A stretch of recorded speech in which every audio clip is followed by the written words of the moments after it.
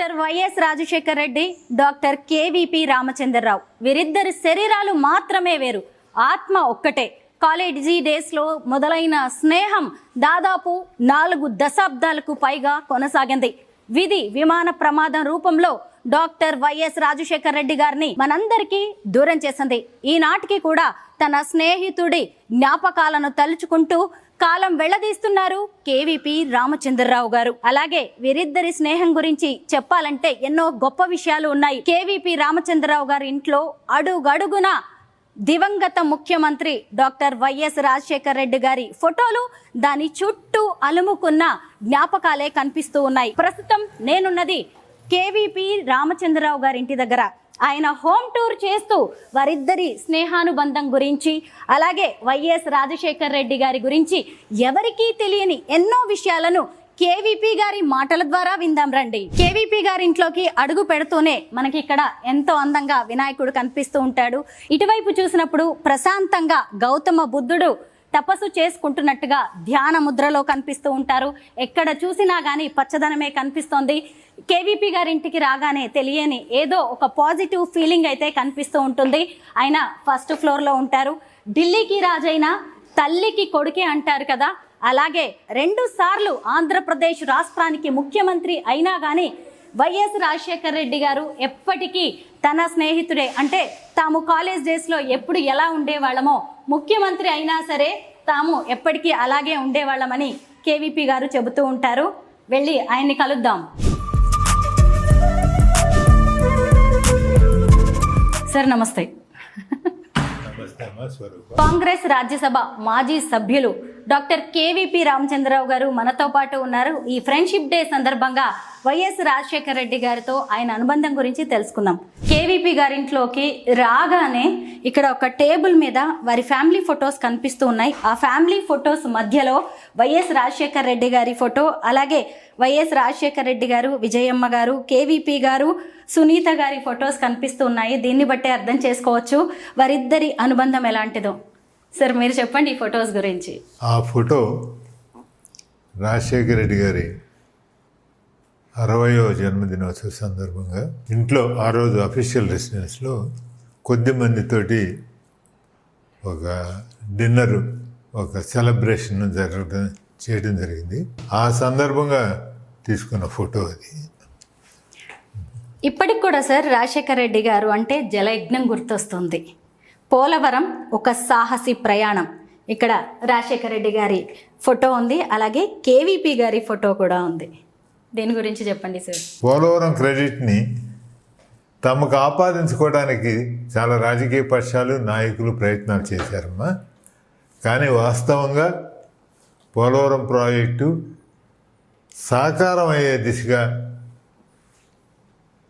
1981లో యాక్చువల్గా అంజయ్ గారు, దివంగత నేత అంజయ్ గారు దాన్ని శంకుస్థాపన చేసినా దాని తర్వాత దాని మీద ప్రాజెక్టు మీద ఎవరు వివిధ రాజకీయ కారణాల వలన, అవగాహన లోపం వలన దాని మీద సరైన శ్రద్ధ వహించడం జరగలేదు. తర్వాత రాజశేఖర రెడ్డి గారు 2004లో ముఖ్యమంత్రి అయిన తర్వాత పోలవరం ప్రాజెక్టు ప్రాధాన్యతను గుర్తించి దాన్ని శరవేగంగా పరుగులు తీయించి అది ఈవేళ ఒక రియాలిటీగా మారటానికి ఆయన చాలా కృషి చేశారమ్మా.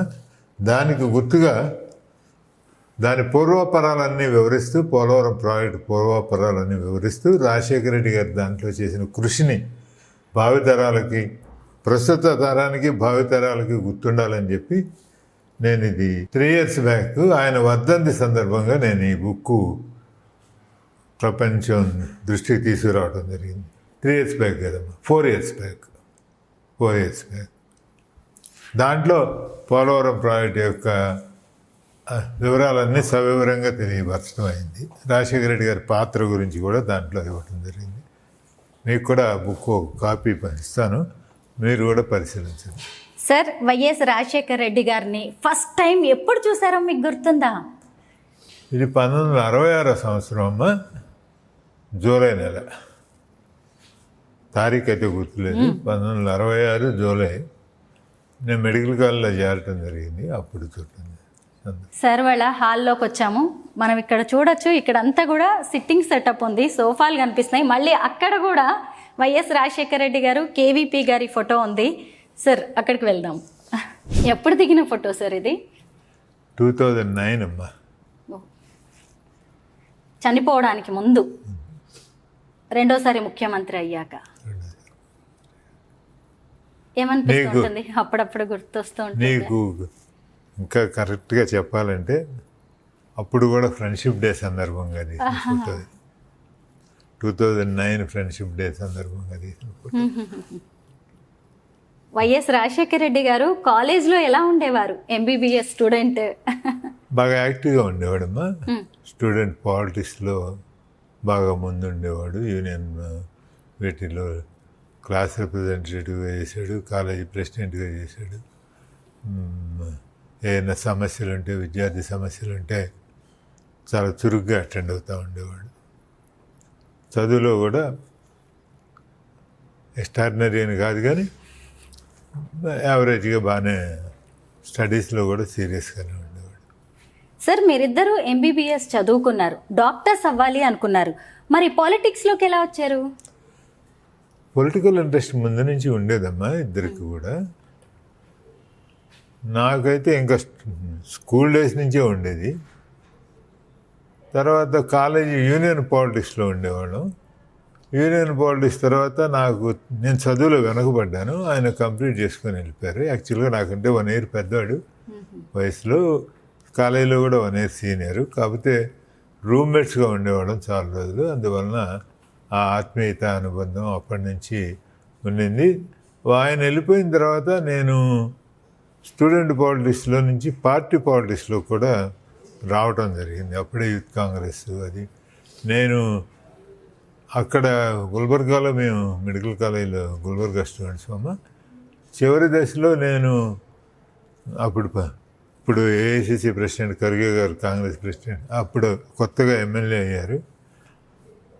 అప్పటి నుంచి కూడా నా రాజకీయ అనుబంధం అట్లా జరుగుతూ ఉండేది. ఆయన తర్వాత కొన్ని రోజులు హౌస్ సర్జన్సీకి ఆయన తిరుపతి వెళ్ళారు. తిరుపతి వెళ్ళిన తర్వాత హౌస్ సర్జన్స్ జూనియర్ డాక్టర్స్ అసోసియేషన్కి ఆఫీస్ బేరర్గా నాకు గుర్తున్నంత వరకు ప్రెసిడెంట్ ఆర్ జనరల్ సెక్రటరీ, ప్రెసిడెంటే చేసినట్టు గుర్తు జూనియర్ డాక్టర్స్కి. అప్పుడు అందులో కూడా చాలా యాక్టివ్గా ఉండేవాడు. దాని తర్వాత కొన్ని రోజులు చాలా సీరియస్గా ప్రాక్టీస్ చేశాడు. జమలమడుగు క్రిస్టియన్ మిషనరీ హాస్పిటల్లో.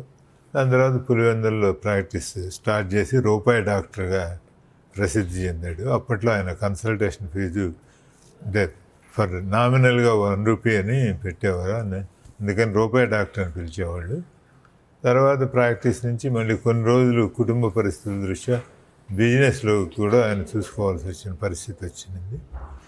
దాని తర్వాత అప్పుడు కూడా పాలిటిక్స్లో పూర్తి టైం కాకపోయినా ట్రేడ్ యూనియన్ పాలిటిక్స్లో ఉండేవాడు. ఆర్టీసీ యూనియన్కి ప్రెసిడెంట్గా ఉండేవాడు. తర్వాత యూత్ కాంగ్రెస్ పాలిటిక్స్లో చాలా యాక్టివ్గా ఉండేవాడు. తర్వాత మళ్ళీ మేము 1975లో 76లో గౌహతి యూత్ కాంగ్రెస్ ప్లేనరీ జరిగితే మళ్ళీ అక్కడ కూడా కలుసుకోవడం జరిగింది. అప్పట్లో నేను కాకినాడలో ఉండేవాడిని, ఆయన పులివెందుల్లో ఉండేవాడు. మళ్ళీ తర్వాత తను 1978లో ఆయన ఫస్ట్ టైం ఎమ్మెల్యేగా కంటెస్ట్ చేయడం సందర్భించింది. నేను 1980లో ఎమ్మెల్సీకి కంటెస్ట్ చేసి అప్పుడు ఓడిపోయాను. ఈ ఫోటో ఫ్రెండ్షిప్ డే రోజు దిగింది అని మీరు చెప్తున్నారు కదా, అంటే ఆయన సెప్టెంబర్లో పరమపదించారు. 1 month ముందు దిగిన ఫోటో, ఎప్పటికీ గుర్తుండిపోయే ఫోటో అనుకుంటా సార్. అవునమ్మా. ఆయన చాలా ఇన్సిస్ట్ చేసి, నీకు ఇంకా హానెస్ట్గా చెప్పాలంటే అప్పట్లో సాక్షి వాళ్ళు ఫ్రెండ్షిప్ డేకి మా ఇద్దరిని, నేను ఎప్పుడు నా స్వభావ రీత్యా కానీ లేకపోతే నాకు ఉండే పనుల ఒత్తిడి వలన కానీ నా రోల్ ప్లే చేయటంలో నేను ఎప్పుడు బ్యాక్ స్టేజ్ ఉండేవాడిని, ఎప్పుడు ఇంటర్వ్యూస్ అవి ఆయన చనిపోయే వరకు ఎప్పుడు ఉండేది కాదు. ఈ పర్టికులర్ ఇంటర్వ్యూ మరి అది యాదృచ్ఛికంగా జరిగిందో లేకపోతే మరి విధి డిజైన్ చేసిందో, ఆయనను ఇన్సిస్ట్ చేసి ఆయన నన్ను ఫోర్స్ చేసి ప్రాక్టికల్గా ఆయన అప్పుడు 3 సెషన్స్ ఆయన అటెండ్ అయ్యి నన్ను వాళ్ళ డెడ్లైన్ దగ్గరికి వచ్చేస్తామని, నువ్వు టైం ఇవ్వాలి వాళ్ళకి అని చెప్పి నన్ను ప్రాక్టికల్గా ఫోర్స్ చేసి ఇంటర్వ్యూ తీసుకోవడం జరిగింది. అది నిజంగా మరపురాని సందర్భం, మరవలేని సందర్భం. అవును సార్, నాకే ఎంతో ఎమోషనల్గా అనిపిస్తుంది అసలు ఆ నవ్వు అవన్నీ చూస్తుంటే. ప్రజానాయకుడు మీకు కూడా ఎప్పుడైనా గుర్తు చేసుకుంటే ఖచ్చితంగా గుండె బరువెక్కుతూ ఉండొచ్చు. సుమన్ టీవీలో మీ పర్సనల్ అండ్ బిజినెస్ ప్రమోషన్స్ కోసం కింది నెంబర్కి కాంటాక్ట్ చేయండి.